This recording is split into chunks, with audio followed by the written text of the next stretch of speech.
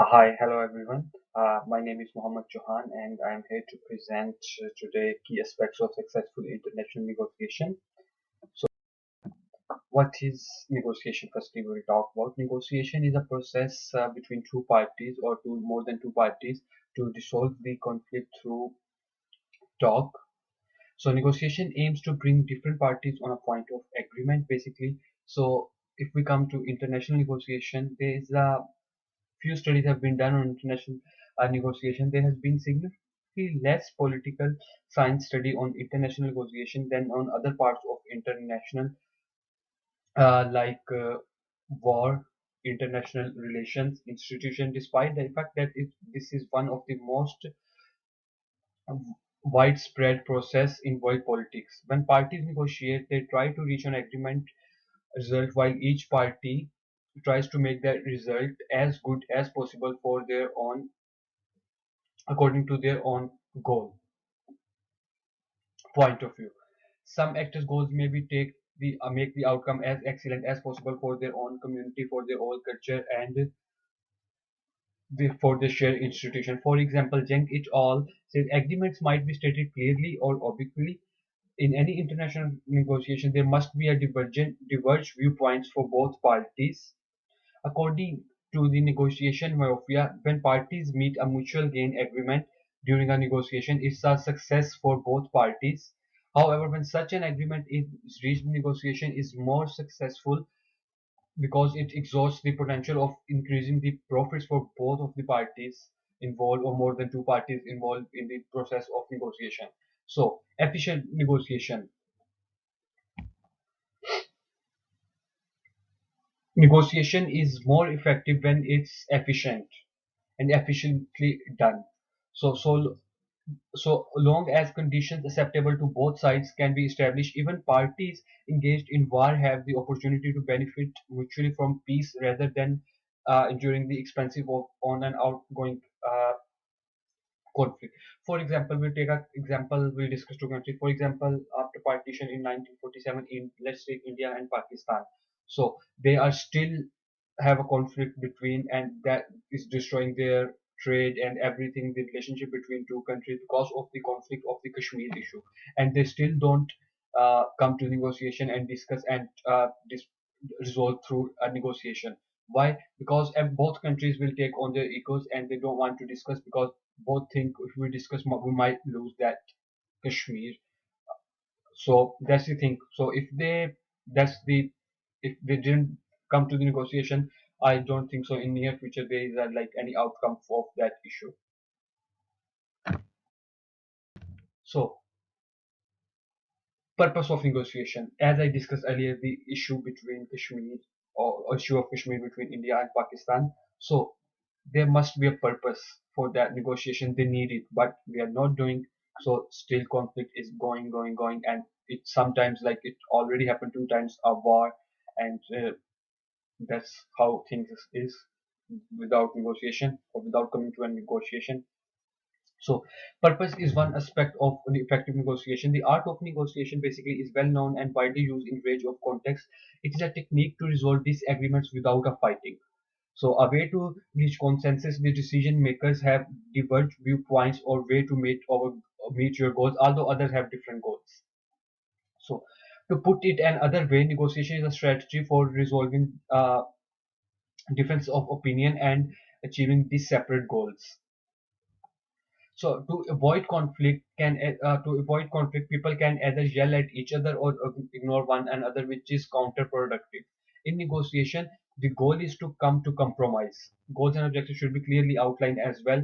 Look, if you are on negotiation table, you must give your goal and objective should be clearly described to the other party so they will understand what is your goal and what is your objectives to gain through this negotiation.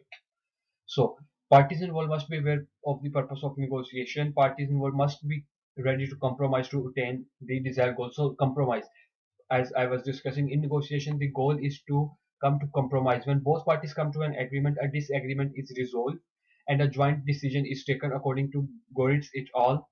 In 2021 recently. There are some people or government that are reluctant to negotiate because they are afraid of being compelled to accept the results of the other party, which is against their interest. Sometimes term compromise has a bad condition because of way it's translated to the other language. As we are discussing international negotiation, so in other language, compromise can be taken into other way.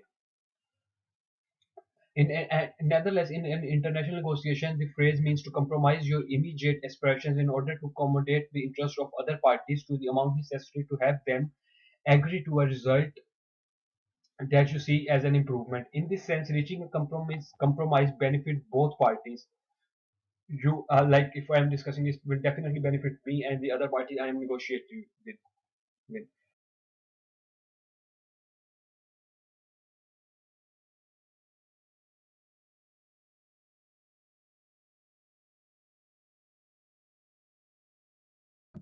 If we come to power in negotiation, power is a vital in influencing negotiation. Delegates from powerful countries do not necessarily have an upper hand in negotiation.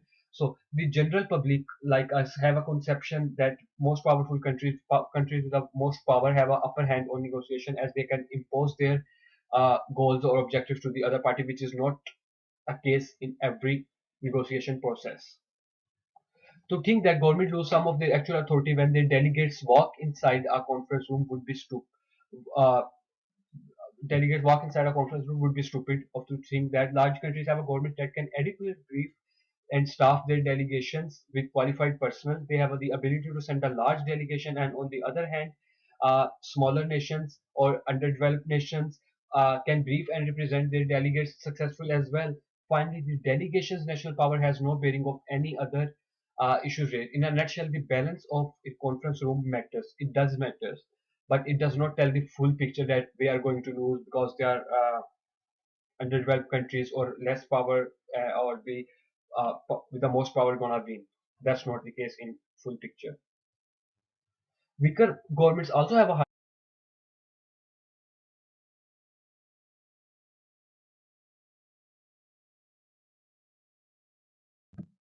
If we discuss interdependence of negotiators, negotiator passes powerful individual perspectives. The willingness of negotiators to support each other's opinion determines success in negotiation. The ability to come to agreement among negotiation. Negotiators have a lot in common as long as they are not trying to subjugate a meeting or impose their objectives to the other. Adopting text or other decisions at international conference may only be achieved by consensus or close approximations to consensus.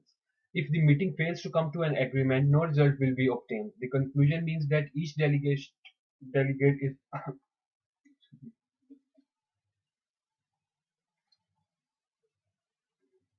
there is no doubt that it is the best interest of each delegate to exert himself or herself in order to help other delegations as well, to maximize maximum degree festival without compromising their own ambitions.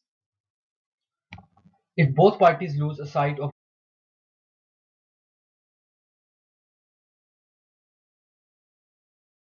so, environment, negotiation environment also plays an important role and how's the environment conditions in the conference room environment affects the negotiation outcomes. It is impossible to reach an agreement in a room full of confused and furious people, to be honest. But the polar opposite would be true if everyone is calm and collected in a conference room while doing a negotiation or in a negotiation process. To guarantee the conference room success, it's in everybody's best interest, including the PGA chairman, members of the general committee, and the bureaus of many committees, to maintain a positive mood throughout the negotiations, according to the HAND 2019. Climate, ventilation, and other physical variables all have an impact on how comfortable delegates can be. Access to basic needs like food must be at such an environment because if you have a long negotiation process like it's going for hours, so it is important to assess to a basic needs like food and the other steps to calm down the atmosphere in a conference room. Facilitators should be keen to allocate enough time for effective negotiation, and also the this all should be set before the negotiation that every party involved in negotiation would have a like a enough time to in fact enough time for effective negotiation or to pass their objective or their goal or what they want to through this negotiation, and they can like easily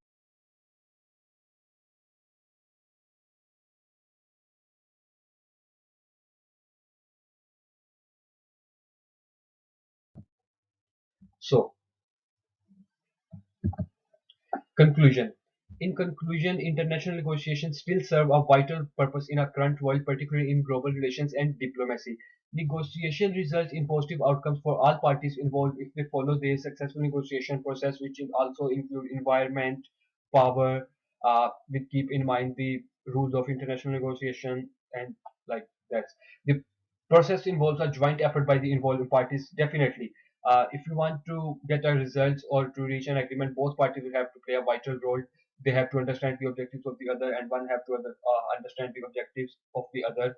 So you cannot just impose your objectives and goals to the other party. So you have to you have to listen their objectives as well, and reach to have an agreement. What is negotiation? So as negotiation is a process to reach an agreement which is beneficial for both parties involved in a negotiation. So that's the thing. These key aspects work to ensure successful negotiation, as we discussed earlier, many power negotiations. So these are, if you follow these rules, definitely you will have a successful negotiation.